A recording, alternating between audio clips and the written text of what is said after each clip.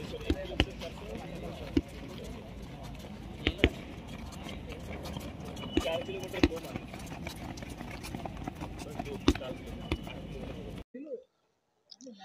সৰুসজাই স্থিত স্পৰ্টছ কমপ্লেক্সত অসম চৰকাৰে 5টা বিভাগত প্ৰশিক্ষণ শিবিৰ আৰম্ভ কৰিছে। আমাৰ অসম চৰকাৰৰ যি পদক্ষেপ সঁচাকৈ খুব প্ৰশংসনীয় আৰু এই পদক্ষেপে অসমৰ নতুন প্ৰজন্মক যথেষ্ট উৎসাহিত কৰিছে আৰু খেলৰ বাতাবৰণ এটা আনিবলৈ সক্ষম হৈছে। যেনেকৈ আমাৰ এইবাৰ যোৱা বছৰ পাতিলে খেল মহাৰণ, য'ত 31 লাখ খেলুৱৈ অংশগ্ৰহণ কৰিছিল। তাৰ পৰা ৰাজ্যিক পৰ্যায়ৰ যি খেল হৈছিল তাৰ পৰা নিৰ্বাচিত কৰিছিল খেলুৱৈসকলক, যিবিলাকে ক্ৰীড়াশৈলী প্ৰদৰ্শন কৰিছিল উচ্চমানৰ ক্ৰীড়াশৈলী। এতিয়া ইয়াতে 16 আগষ্টৰ পৰা 4টা বিভাগত প্ৰশিক্ষণ শিবিৰ আৰম্ভ হৈছিল আৰু তাত বেছি সংখ্যক খেলুৱৈকে আমন্ত্ৰণ জনোৱা হৈছিল। তাৰপিছত 3 দিন পিছত এটা নিৰ্বাচনী প্ৰক্ৰিয়া আৰম্ভ হৈছিল, ট্ৰায়েল হৈছিল আৰু তাতেই যিসকল মানে শ্ৰেষ্ঠ তেওঁলোকক ইয়াতে ৰাখি এতিয়া 15 দিনৰ প্ৰশিক্ষণ শিবিৰ আৰম্ভ হৈছে।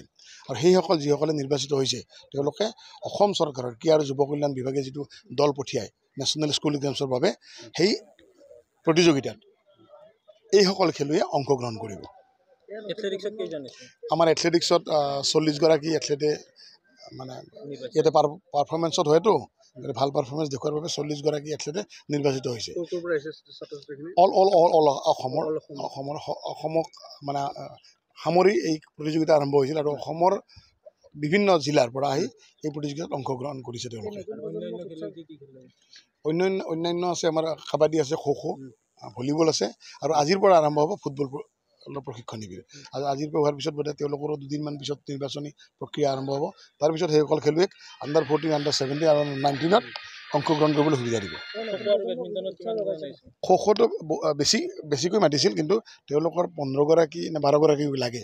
তেনেকুৱাকৈ 6টা বিভাগত বয়জ এণ্ড গাৰ্লছত 6টা বিভাগত সেইসকল খেলুৱৈক নিৰ্বাচিত কৰিছে, যিসকল খেলুৱৈয়ে আগন্তুক নৱেম্বৰ ডিচেম্বৰত হ'বলগীয়া নেশ্যনেল স্কুল গেমছ ফেডাৰেশ্যনে মানে আয়োজন কৰিবলগীয়া নেশ্যনেল স্কুল গেমছত অংশগ্ৰহণ কৰিব।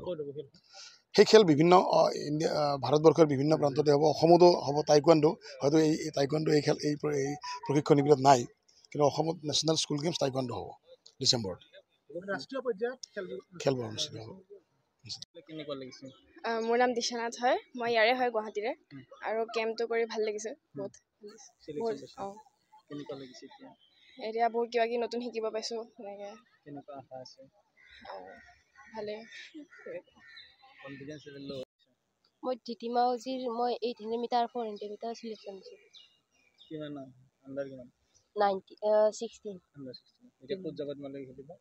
এতিয়া ইজন আছে, এইটো উৰিষ্যাত হ'ব নেকি। ভালে লাগিছে, পাৰিম বুলি আছে আৰু।